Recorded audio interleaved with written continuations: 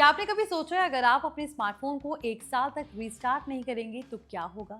क्या phone blast हो जाएगा? क्या उसकी स्पीड धीरे धीरे कम हो जाएगी या फिर बैटरी पहले से जल्दी खत्म होने लगेगी? अगर आपके मन में भी यही सवाल आते हैं तो आज की इस वीडियो में हम आसान भाषा में समझेंगे कि आखिर स्मार्टफोन को समय समय पर रीस्टार्ट करना क्यों जरूरी माना जाता है। Hi everyone, you are watching NBT tech on the go. I am your host Mohini Singh.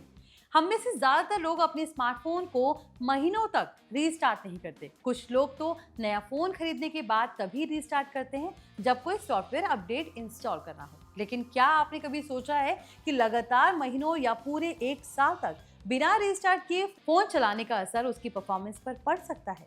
दरअसल जब भी आप अपने फोन में कोई ऐप ओपन करते हैं, इंटरनेट ब्राउजिंग करते हैं, वीडियोस देखते हैं या गेम खेलते हैं तो कई बैकग्राउंड प्रोसेसेस लगातार चलते रहते हैं। समय के साथ इनमें से कुछ प्रोसेसेस पूरी तरह बंद नहीं होते और रैम में जगह घेरते रहते हैं। इसका असर ये होता है कि धीरे धीरे फोन पहले जितना फास्ट महसूस नहीं होता।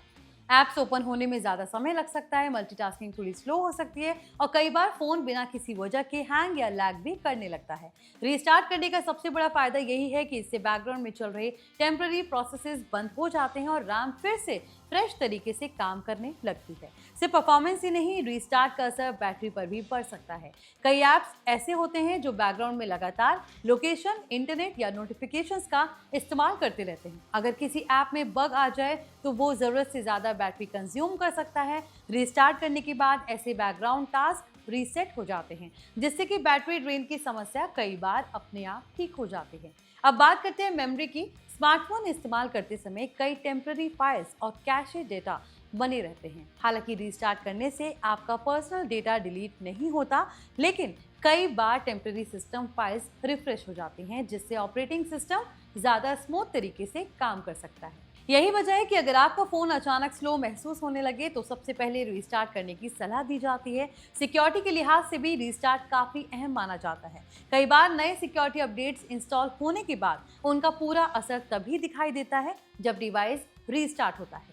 इतना ही नहीं, कुछ मैलवेयर और सस्पिशियस बैकग्राउंड प्रोसेसेस भी रीस्टार्ट के बाद एक्टिव नहीं रह पाते। हालांकि सिर्फ रीस्टार्ट करने से फ़ोन पूरी तरह सिक्योर नहीं हो जाता, लेकिन ये डिवाइस को स्टेबल बनाए रखने में ज़रूर हेल्प करता है। अब सवाल आता है, क्या रोज़ रोज़ रीस्टार्ट करना ज़रूरी है? इसका जवाब है नहीं। अगर आपका स्मार्टफोन बिल्कुल सही चल रहा है तो रोज़ रीस्टार्ट करने की ज़रूरत नहीं है।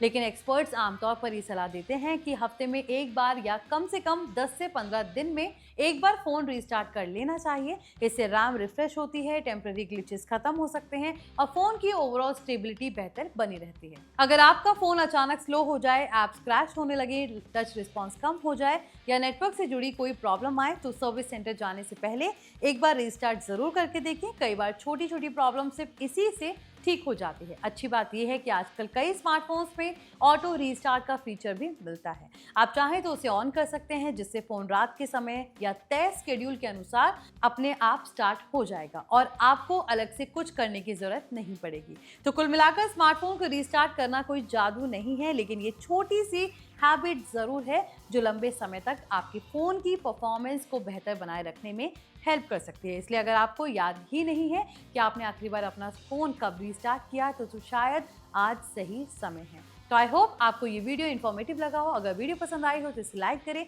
शेयर करें और ऐसे ही लेटेस्ट टेक अपडेट्स के लिए हमारे channel NBT tech on the go को सब्सक्राइब करें।